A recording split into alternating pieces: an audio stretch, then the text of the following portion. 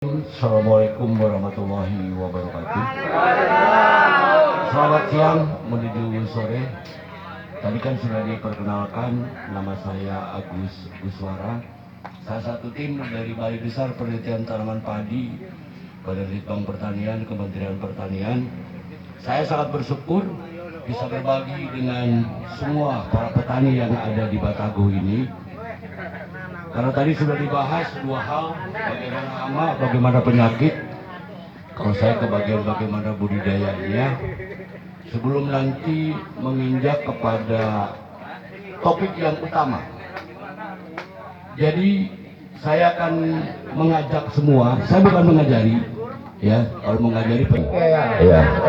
Jadi sebelum nanti kita menginjak kepada door prize-nya. Karena nanti juga sekaligus ada pertanyaan dari saya yang boleh Bapak Ibu jawab. Jadi kenapa pemerintah sekarang melakukan gerakan mengupayakan hasil produksi padi dan produktivitasnya setiap tahun itu selalu meningkat? Banyak upaya-upaya terobosan yang sudah dilakukan oleh pemerintah dengan intensifikasi, dengan ekstensifikasi, dengan program-program yang diluncurkan, termasuk di Kalimantan Tengah, food estate. Itu adalah upaya pemerintah melalui Kementerian Pertanian dalam rangka menggenjot hasil produksi padi yang biasanya bisa 1 kali menjadi 2 kali, yang biasanya 4 ton bagaimana bisa 8 ton.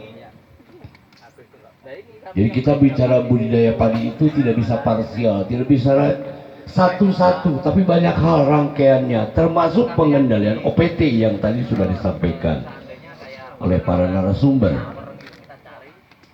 Pendekatan yang harus Bapak Ibu pahami adalah bagaimana kita memaksimalkan kondisi lingkungan yang ada di hadapan Bapak Ibu semua.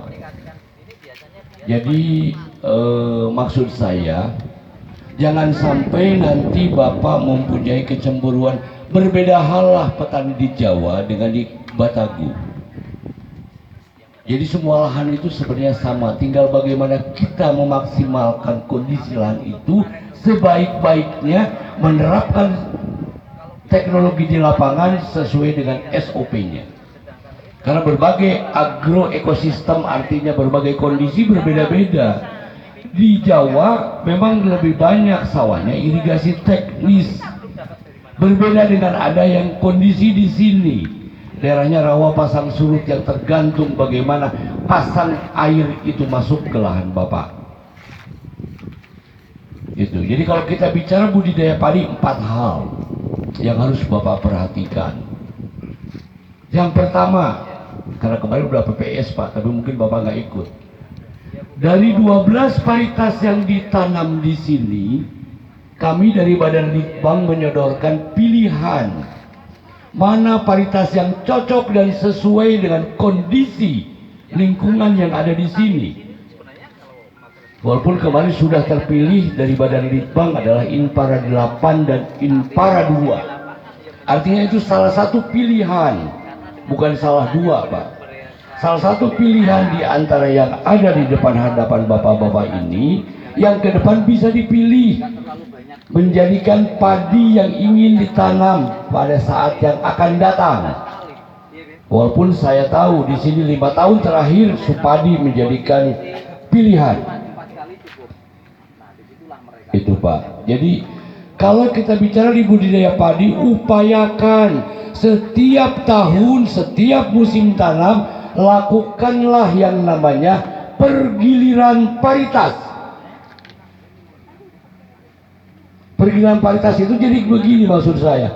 Jangan sampai musim pertama Ciherang, musim kedua Ciherang, musim yang akan datang Ciherang lagi. Begitu petani tidak panen, menyalahkannya kepada petugas. Karena begini, petani kalau sudah suka dan mencintai paritas tertentu, bagaimanapun caranya akan menanam padi yang sama. Betul apa tidak? Betul. Itu biasanya petani seperti itu. Jadi kita harus melakukan pergiliran paritas. Maksudnya dalam rangka memutus siklus kondisional yang ada di lahan. Bagaimana supaya musim berikutnya hasil produksinya itu bisa lebih tinggi dari musim sebelumnya. Jangan sampai misalkan musim pertama 8 ton, begitu musim kedua 2 ton, bahkan tidak panen. Itu yang terjadi di lapangan. Itu yang pertama, pemilihan paritas. Itu kata kunci. Jadi jangan sampai kata saudara kita di Jawa paritas A ini bagus, dibawalah ke Kalimantan, ditanam, belum tentu cocok dan sesuai. Makanya kami dari Badan Litbang menyodorkan dengan berbagai paritas ini dalam rangka, karena begini, petani permasalahannya bukan tidak suka, tetapi belum pernah tahu cocok apa tidak. Hasil produksi boleh 10 ton, tapi siapa yang mau beli? Disukai apa tidak dengan masyarakat lingkungan yang ada di sini. Ya. Yang kedua adalah bagaimana kita pengelolaan manajemen pemupukan. Karena kuncinya petani biasanya lebih suka tanaman padinya hijau royo-royo tanpa memperhatikan kebutuhan tanaman itu apa saja. Ada N, urea, ada sekali hama penyakit masuk ke tanaman petani. Yang tadi disampaikan, ada orang batang coklat, ada penggerek batang, ada tunggro, ada blas, ada neck blas. Akhirnya yang terakhirnya bablas tidak panen. Iya apa tidak? Nah itu kompak semua kalau salah. Ya. Yang berikutnya kaitannya dengan pupuk, manajemen pengendalian OPT di lapangan. Tadi sudah dibahas begitu panjang lebar bagaimana itu tikus, satu ekor tikus betina kalau dibiarkan di sawah bapak dalam satu musim 90 ekor bisa berdistribusi anakannya. Sama dengan masalah orang. Kata kuncinya sederhana, 3T, tepat waktu, tepat sasaran, tepat racunnya. Kalau petani tadi bilang 5-5-nya di mix di dalam, mabok lah itu di dalamnya. Begitu disemprot, tidak juga orangnya mati, diminum racunnya yang mati petaninya. Nah itu, kalau lagu oplosan masih mending Pak. Kalau sudah racun dioplos tidak ada manfaatnya. Tepat waktunya. Jadi artinya gini, apakah pagi, siang, sore? Sarannya adalah sore. Kalau mau aman, karena kalau malam kan langsung lembab, langsung ada embun, berarti racunnya menyerap masuk ke dalam jaringan tanamannya. Terserah nanti bapak mau pakai karboburan bentuknya granul yang biasa ditambahkan dengan pupuk, atau spray yang bapak lakukan kontak, bebas. Yang keempat adalah pengelolaan air. Bagaimana dengan kondisional yang ada di Batagu? Di mana-mana kota air ini Kapuas. Kalau kota air biasanya dan kebiasaan petani menginginkan sawahnya selalu digenang. Iya apa tidak? Karena kalau digenang katanya nanti akan diuntungkan petani. Yang diuntungkannya cuma satu Pak, suket, rumput saja. Yang lainnya Bapak akan rugi. Ya ikan si iwak banyak itu di kali, di terusan. Tapi permasalahannya akan rugi petani kalau selalu tanaman padinya, pengelolaan airnya tidak diatur.